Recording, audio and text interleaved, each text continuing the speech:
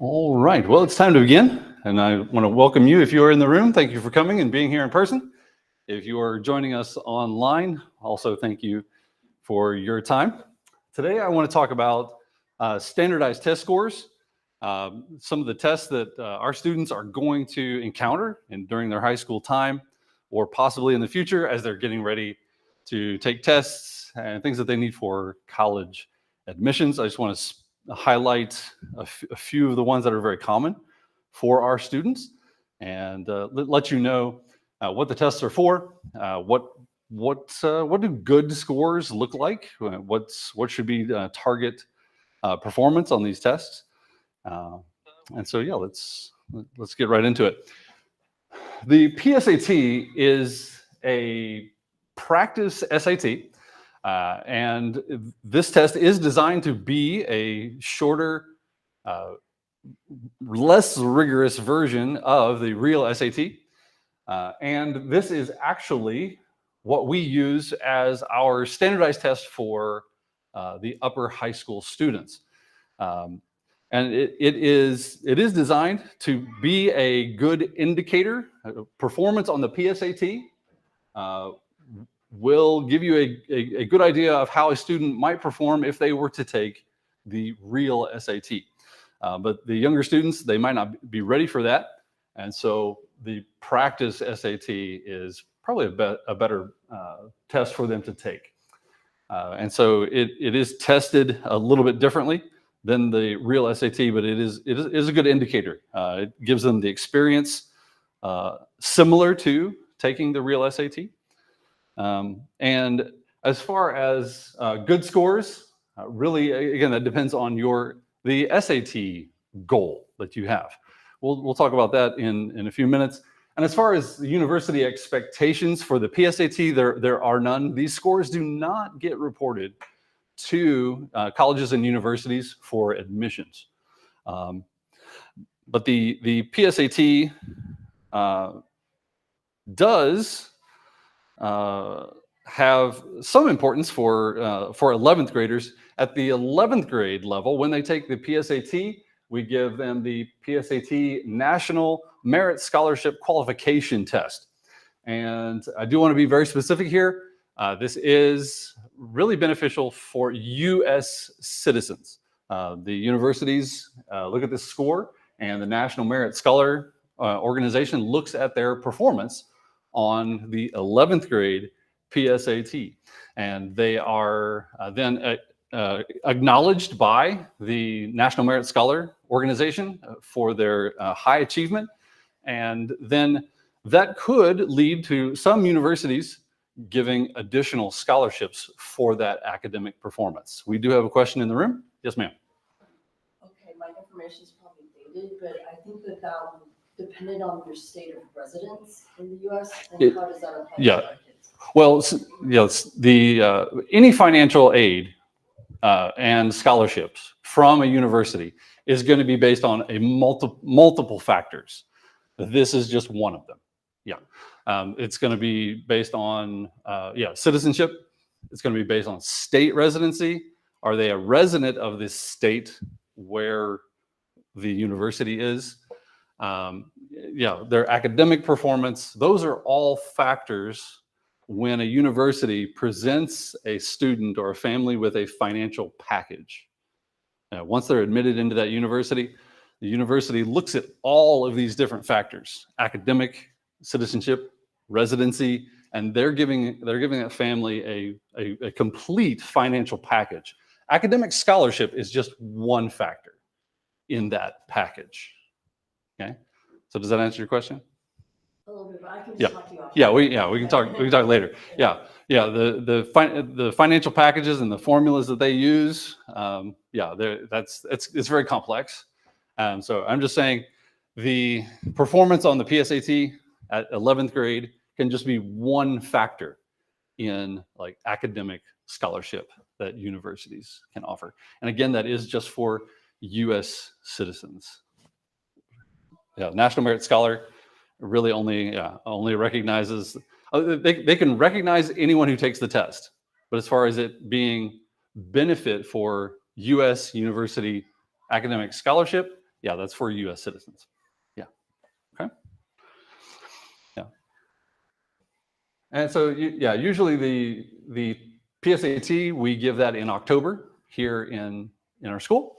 And so all of the 10th graders, all of the 11th graders take the PSAT as our standardized test for the school year. And then around December, they release those scores. And so we can then take a look at those and see what their performance is. So then students can look at that score and say, okay, this is approximately my potential SAT performance. Okay, am I happy with this score? Is there something I need to do now to help with SAT prep? Okay, and I do want to say, I think SAT prep and skills building for students is important. But we also need to remember that this is an aptitude test. These tests they're presenting students with information, and they're testing their ability to process that information given to them on the test and answer adequately. There are preparation like techniques, and there is a foundation of knowledge that does need to be there. Of course, for example, like the math section, having a good knowledge of math skills, formulas, things like that. Yeah, those things are necessary, but some people have the approach that we're just gonna like study and read and memorize and do those things help? Yes, but we have to kind of have a balance. Just working hard and being diligent in their academic studies, the way they read, take notes, process information, study those materials, that builds their academic strength and their aptitude, which then correlates to better performance on these standardized tests, because they're aptitude tests, not just memorize this and you're going to be tested on it. That's a different style of test. Okay. Yeah, starting this year and in the future, 9th graders can take the PSAT, but it's optional for the younger students in the school. The MAP testing, computer-based MAP testing, has typically been grades 1 through 8, but we have actually extended that up to grade 9. So the 9th graders have to take MAP testing every year. And then in addition, they can opt to also take the PSAT if they want to register with us in the counseling center and pay the fee for the PSAT. The MAP and PSAT for grades 10, 11 is covered by the school. Okay. All right, SAT. The actual SAT class or test is it's a aptitude test, as I said before. It's going to test critical reading and writing, grammar, and mathematics. And so the strength of this test is its history, and it is recognized all over the world, and is a good indicator to educational institutions, universities, and colleges of a student's aptitude, their academic ability. So, a question that I often get for these tests is, what is a good score?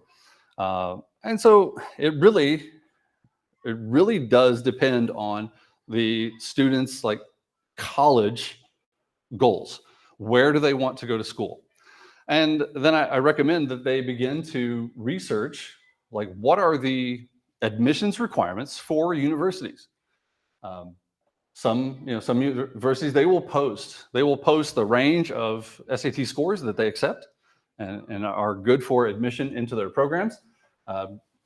It doesn't having a score within that range doesn't guarantee admission, but it makes them eligible as a good candidate for that.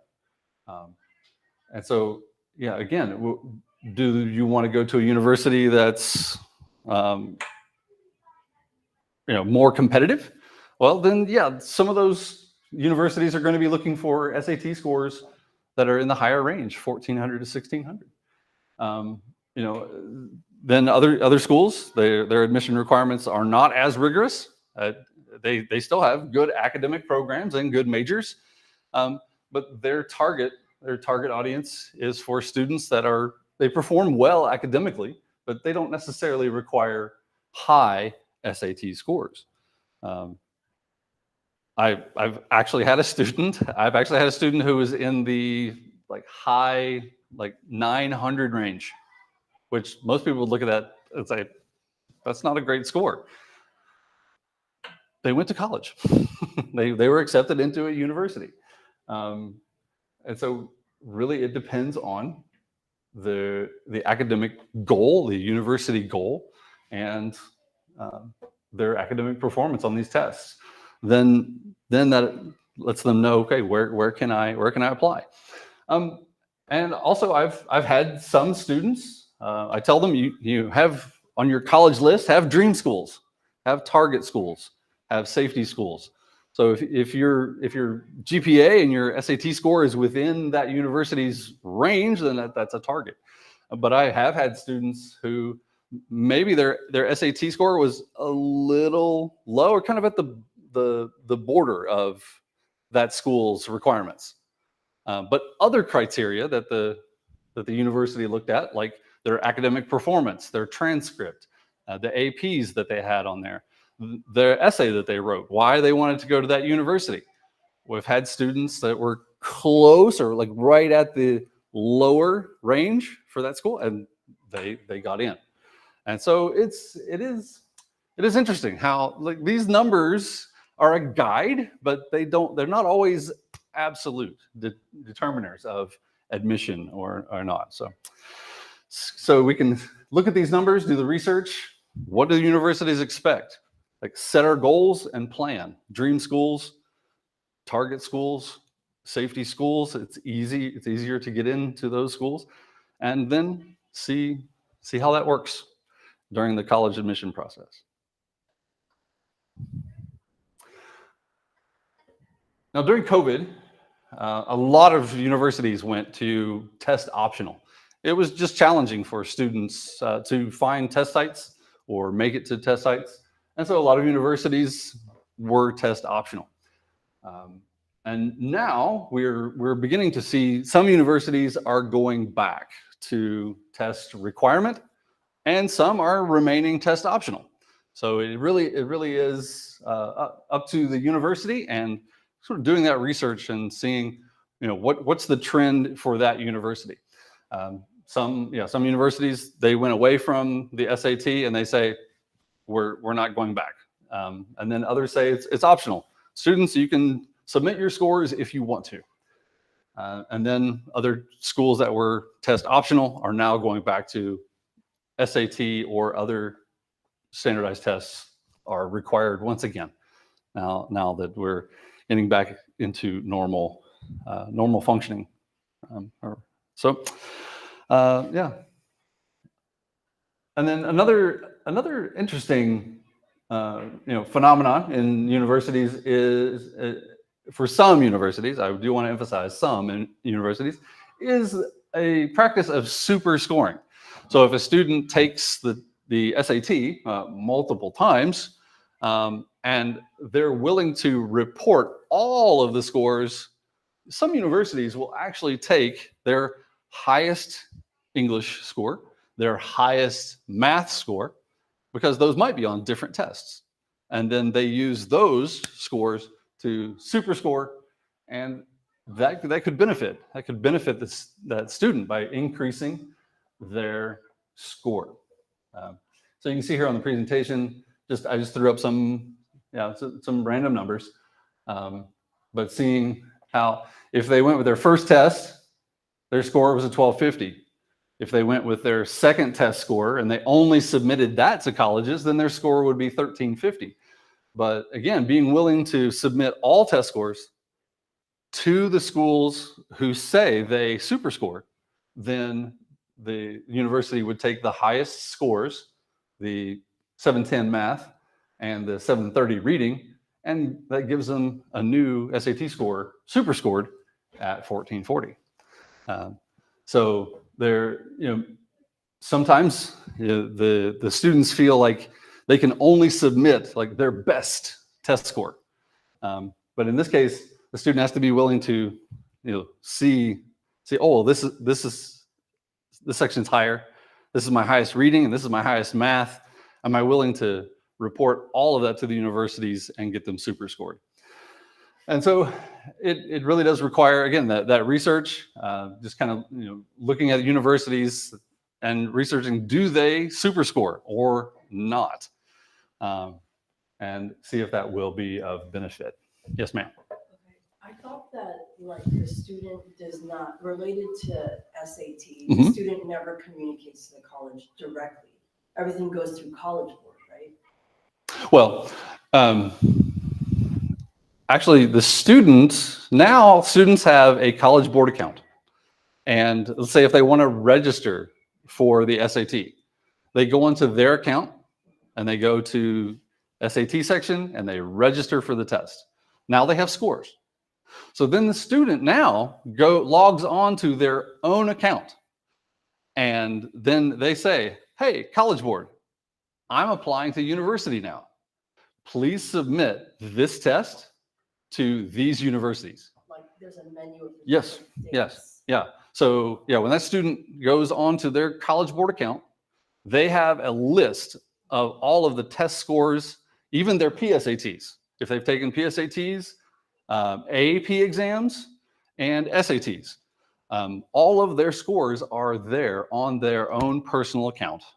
And then they go to either the SAT section or the AP section, and they request, College Board, please send these scores to these universities.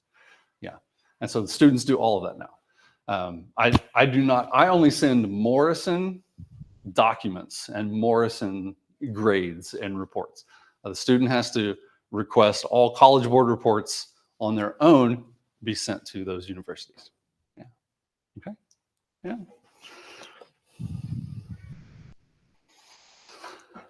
Yeah. And I do want to just talk a little bit about the new test format of the SAT. It has been a few years now. It is now a digital form. And so there's no more paper SAT unless it's like a special needs, like special testing situation. They'll still send us paper, but normal testing is digital format now. And with the new technology that we have, the students, BYOD stands for Bring Your Own Device. And so that's something that's very new. Students can bring their own computers, and they need to have downloaded a program called Blue Book. That comes directly from College Board. What Blue Book does, or they say, is once Blue Book is activated on that device, it locks that device.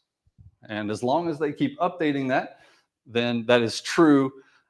They cannot navigate away from the SAT test to, say, for example, access the internet and look for answers. They cannot do that. If they do that, their test will actually close. And so Blue Book is the portal where the test comes into their device, and it also is security for their device while they're testing. And so that needs to be downloaded. And if a student takes multiple tests, like 6 months or the next year, that program needs to be updated on their device to make sure they have the latest version. And then they will actually register online in their account, and that's linked to Blue Book on their device. And so it really has made registration and running tests on test day. It actually makes it very, very efficient. There's less administrative kind of work that we had to do. Before, we had to sit them down with a bubble sheet and like, okay, write your name and write your address, and all that had to do. We had to do that by hand, right? When it was paper. Well, now that's the registration and everything is already on their device because it's their account and it's their device. Yeah. Okay. Yeah. And so for those of you who are familiar with the old test to the new test, the actual testing format where there's 2 language parts and 2 math parts, that has not changed. That still remains. But a long time ago, maybe when you and I took the SAT or these tests, there was an essay writing portion. That is no more. There's no essay writing for the SAT. So really, I encourage students really to, during the college application process, focus that writing skills and writing time on the essays that they're writing for college apps. Okay. Any questions about SAT? No. Okay. As far as test dates that we have for SAT at Morrison Taipei, we typically always have an August testing, the December testing, and the March testing. And those are posted on my website, MATCC, and we'll also put those on the monthly calendars that come out and go to parents. Those should also be posted there as well. But there are more tests than that during the school year and the summer. And students have a chance to register for those tests, maybe at other sites here in Taiwan. But at Morrison Taipei, we have August, December, and March SAT administration. Okay. Well, moving on to the ACT. The ACT is actually, for many years, it was quite a strong test. And if it was a race, we would see like SAT and ACT like kind of running neck and neck. But in recent years, decades actually, the ACT has really lost momentum, unfortunately. And I do think that is unfortunate, because one of the big components of the ACT that the SAT does not have is a science component. There's a science section and STEM section. So SAT kind of combines like scientific and graph kind of information in their math portion. So it is present in the SAT, but the ACT actually dedicates 2 completely separate sections for science, scientific thought, and STEM. Yeah. So for someone who, if their university accepts the ACT and they're wanting to go into the science majors, this could be an option for the standardized test. And the student may want to show their scientific abilities. Yeah. So the range on the ACT is different. It's just 1 to 36. And again, what's a good score? Well, highly competitive schools are looking for the 33, like high 30s, 33 to 36. But yeah, a good score that many colleges will accept is within the mid to upper 20s. Yeah, and so again, it depends on the university that accepts that score. What are their expectations? What are they looking for?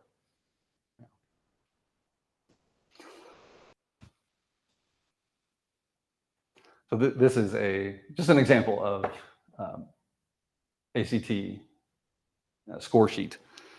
Seeing how it has the STEM and science section over there with the math. Yeah. And so, yeah, the students who have taken this, they don't get the state ranking, because they don't have a state of residence.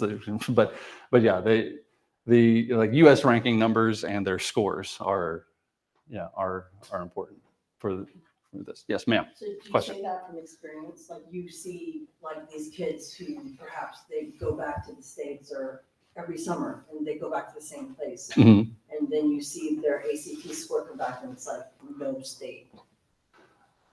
Yeah, because they took it internationally. Yeah, and they're international students. So when they registered, they just didn't indicate a U.S. state of residence, and so so there's no data to compare them compare them with. You see what I mean? Yeah, yeah. In the time that I have been here, we've had two students, yeah, only two students that have taken the ACT. And again, the purpose for doing that, they performed very well, and both of those students went into like science medical majors, and really applied to schools and were accepted at schools that was their focus. They were like scientific or like polytech kind of institutions. Yeah. Okay. And the last thing I want to talk about is English proficiency testing. And now this is something I talk about this last because it can be an issue, but it hasn't really been a major issue for our students because our school is accredited by the U.S., actually 2 U.S. accreditation organizations, WASC, Western Association of Schools and Colleges, and also the Christian accreditation, which is ACSI, Association of Christian Schools International. Those are the 2 major U.S. accreditation organizations in the United States, and we have those accreditations. So when we send our school profile that has the academic information of our program, and I send a student's transcript that has WASC and ACSI on it, I rarely have any question about a student's English proficiency when we're sending information to universities.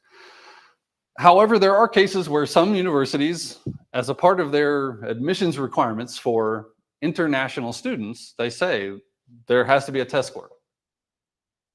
And so we have run into a few cases where students are applying and the university simply said, oh, yes, we see the profile. Yes, we see the transcript, but we want an English proficiency test score, period. It's an admissions requirement.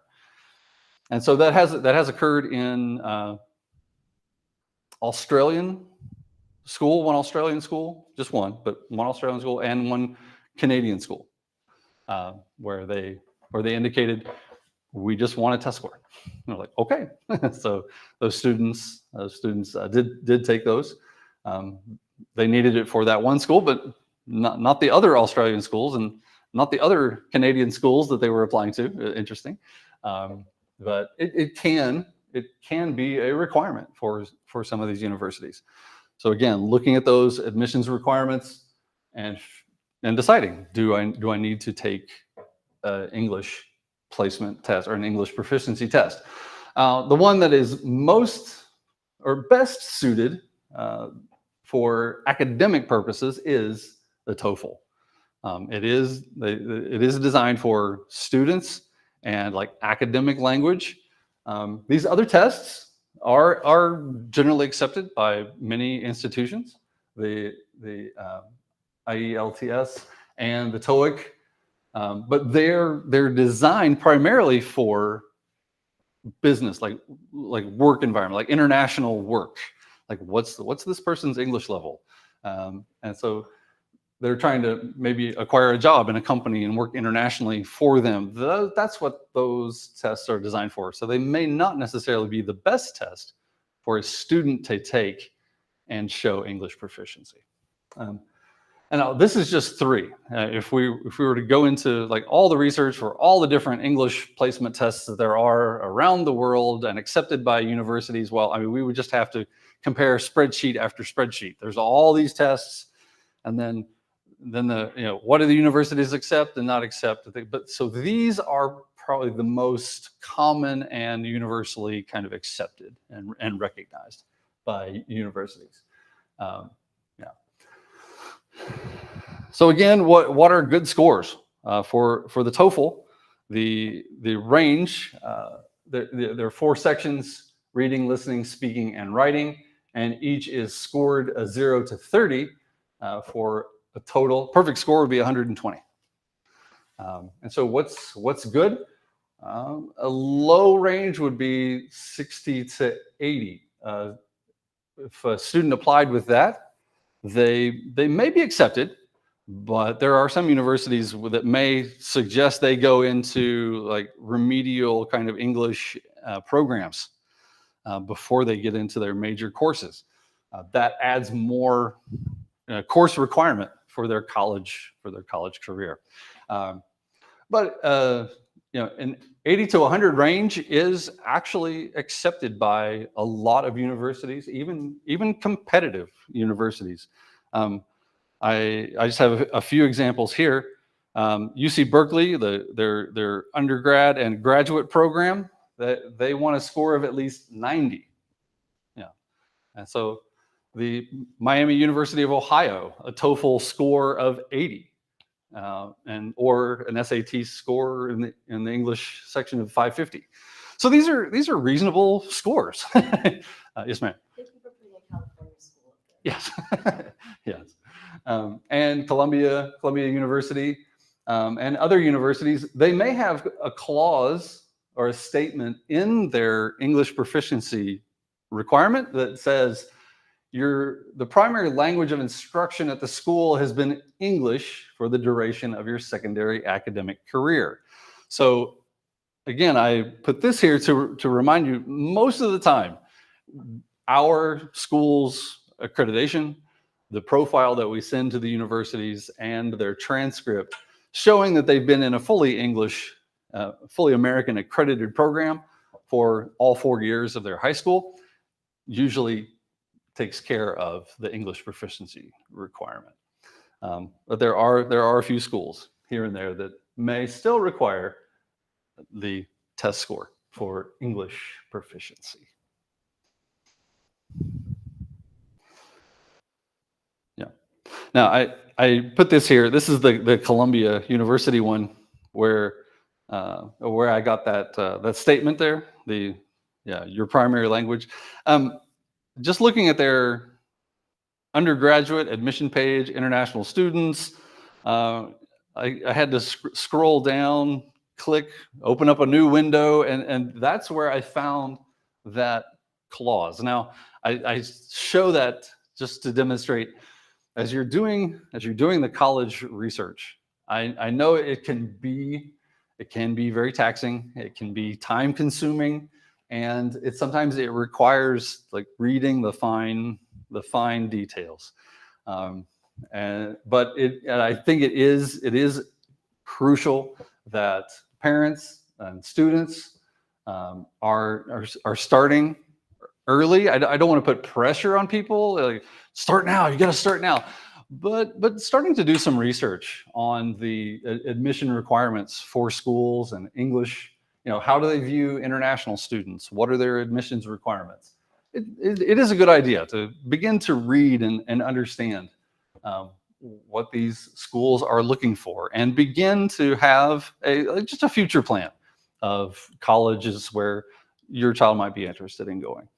Now, if you have any questions about these kinds of things, I can also help in looking for this information, but I can't do all of the research for all of the students for all of the universities. But if you have a question about a specific school, like I just can't seem to find this information, I can try to help out, because it can be very daunting. But the universities generally do post all of this kind of information on their website. It just may be a little challenging to find at times. All right, so that's all I have for today.